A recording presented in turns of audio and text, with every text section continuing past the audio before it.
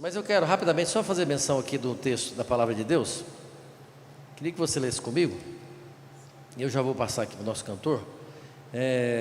Mateus capítulo de número 17, que fala sobre a cura do rapaz lunático, né? A cura do rapaz lunático.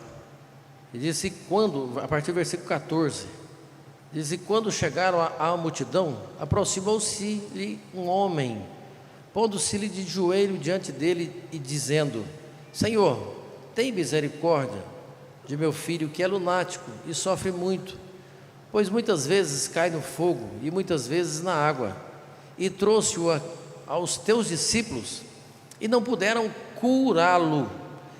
Repete essa palavra, curá-lo. E Jesus respondendo disse: ó geração incrédula e perversa, até quando estarei eu convosco e até quando vos sofrerei? Trazei-mo aqui. E repreendeu Jesus o demônio que saiu dele, e desde aquela hora o menino sarou. Então os discípulos se aproximando e tal, pergunta a Jesus, né? Por que eles não conseguiram? Mas eu quero fazer menção com vocês aqui sobre alguns perigos que a gente está vendo, né? E eu creio que é um dos objetivos, dos propósitos, dentre vários, que o Senhor tem colocado a nós nessa programação de jejum. Eu vi na vida desse pai desse rapaz aqui. Ele chega de uma certa forma responsabilizando os discípulos de Jesus. Ó Jesus, eu trouxe aqui para esses camaradas do Senhor e eles não deram conta da parada. Ó, eles não resolveram o meu problema, né? Ele já chega meio que transferindo a responsabilidade. É certo que os discípulos de Jesus deveriam estar revestidos da autoridade mesmo, do poder. Da autoridade eles já estavam. Jesus já tinha delegado a autoridade a eles, mas eles deveriam estar revestidos do poder do Espírito Santo. Eu disse na palavra de terça-feira que uma coisa é você estar cheio do Espírito, outra coisa é você se mover no poder do Espírito, irmãos. Aí você vai ficar valente, você vai marchar sobre as ações do inimigo. Aí o Jesus responde: por causa da pequena fé de vocês, porque em verdade vos digo que se tiverdes fé como um grão de mostarda e tal, eu direi esse monte. E aí ele chega dizendo no versículo 21: mas esta casta de demônios não se expulsa senão pela oração e pelo jejum. E todos nós sabemos que o inimigo ele é expulso pelo nome do Senhor Jesus, não é pelo jejum, mas a fé dele estava rasa. E qual era o antídoto para poder fortalecer a fé dos discípulos? Me ajude aí, qual era o antídoto, qual era o ingrediente aqui, qual era a mistura aqui necessária? Me ajuda? Oração e jejum, era a mistura necessária, poderosa, pólvora e fogo, que ia pegar mesmo assim e botar o negócio para ferver, né? Então era isso, não bastava só eles serem templo do Espírito, né? Como às vezes nós somos. Mas eu quero voltar aqui para o pai desse rapaz, e para a gente encerrar, que ele chega em Jesus, observe bem, pedindo e colocando em Jesus que o filho dele era lunático. O que é lunático, irmãos? Lunático era um caboclo meio despercebido, dos raciocínios assim, não muito controlado, né? Para dizer que não era meio tantã. Então isso era o jeito dele, e ele inclusive tinha algumas crises de epilepsia, de desmaio. Ele fala que o filho caía no fogo, ora caía na água. Observe bem, que ele chega pedindo ao Senhor Jesus qual foi a palavra que você repetiu? Para quê? Curá-lo. O problema lá não era problema de cura. Tanto é que Jesus não orou para o menino ser curado. Quando chegou em Jesus, ele já viu e falou: peraí, essa parada aqui é outra, essa pegada aqui é diferente, essa pegada aqui não é pegada de oração de cura. Se eu curo essa criança, o que o Senhor Jesus tem falado comigo através de muita coisa que nós estamos percebendo?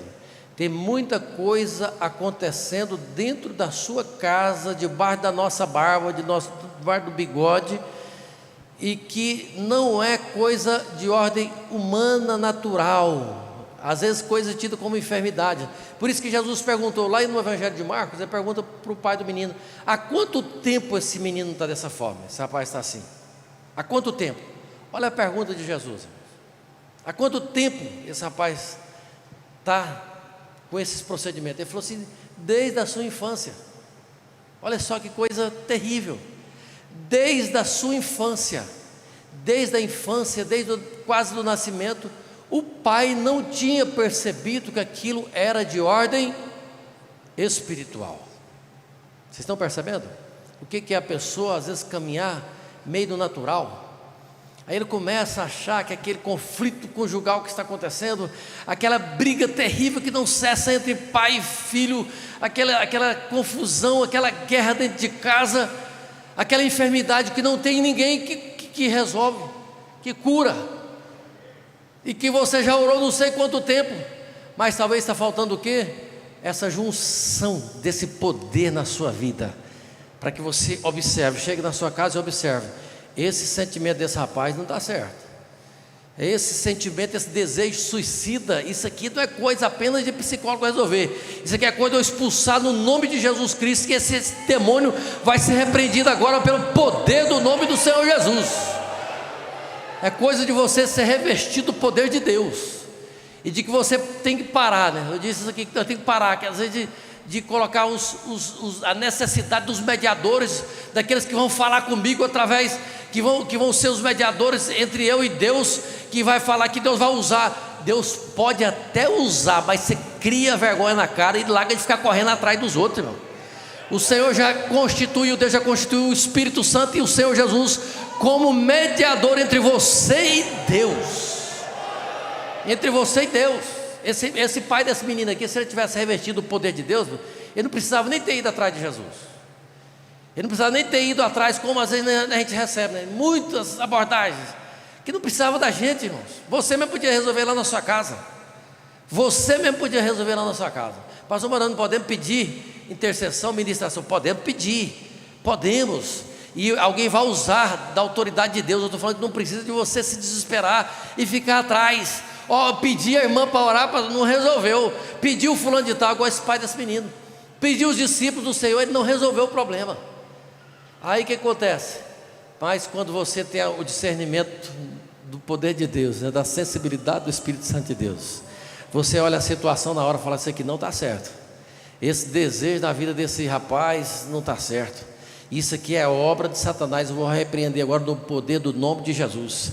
Esse desejo da homossexualidade aqui, esse trem já está me tirando do sério. Às vezes você está correndo atrás de outras soluções, irmãos, e o Senhor já delegou essa fonte de poder e autoridade. E o Senhor Jesus delegou ela, Ele deliberou a todo servo dele, a todos aqueles que confessam a Cristo Jesus como o Senhor e Salvador da sua vida. Quem é servo de Jesus Cristo aqui? Levanta a mão. Você então. Agora vamos parar de terceirizar. Vamos parar de querer terceirizar, tá? De achar que é o patinho feio, né? E vamos começar a perceber o que está acontecendo à nossa volta, né? Com mais sensibilidade do Espírito de Deus. E quando você vê alguma coisa de ordem espiritual, tem coisa, irmão, que não é espiritual, e você vai ter que ter discernimento de Deus. Você vai ter que ter discernimento de como Jesus teve. Ele chegou, ele não orou para o milagre, mas a Bíblia fala aqui que ele expulsou o demônio e disse para aquele demônio: sai e nunca mais volte para a vida dessa criança. Agora é necessário também que quando o demônio saia, a pessoa se volte para Deus, né? Porque senão vem outros espíritos piores e pega a casa vazia e ocupa ali. Por isso nós temos que buscar o enchimento do poder de Deus. Quantos podem glorificar a Deus pelo privilégio que o Senhor tem dado a você de participar desse tempo, né, de consagração a Deus? Eu queria que você ficasse de pé mais uma vez, e nós mais uma vez pudéssemos orar ao Senhor por esse propósito, que o Senhor sustente você, né? Sustente você. O jejum não é apenas para você ficar passando fome, não, tá? Escute isso aqui, tome cuidado. Às vezes você não mudou nada na sua rotina até hoje, está errado.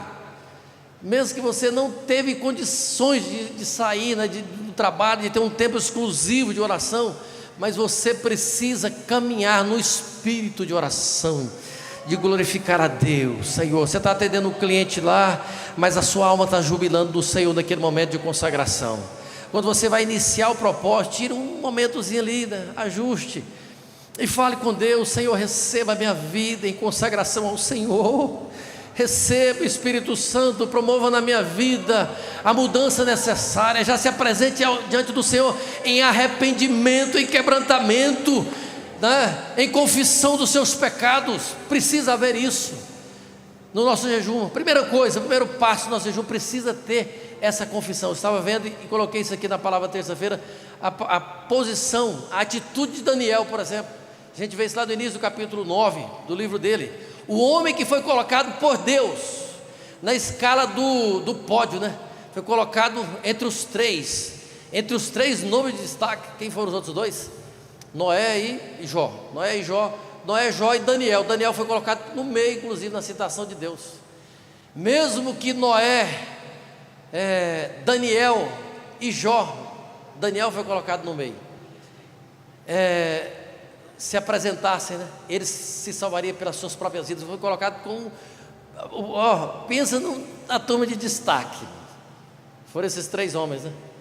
E aí a Bíblia fala que Daniel, quando foi apresentar o sacrifício ao Senhor Deus, ele apresentou confessando: Senhor, nós queremos colocar diante do Senhor todas as nossas iniquidades, as nossas transgressões, como nós temos sido falhos, como nós temos pecado, Senhor, como nós temos cometido algo que desagrada ao Senhor, que entristece o coração do Senhor, como nós temos feito isso. Mas a notícia boa é que a misericórdia de Deus está transbordando aqui, a graça dele está transbordando aqui nessa noite, né, através das nossas vidas.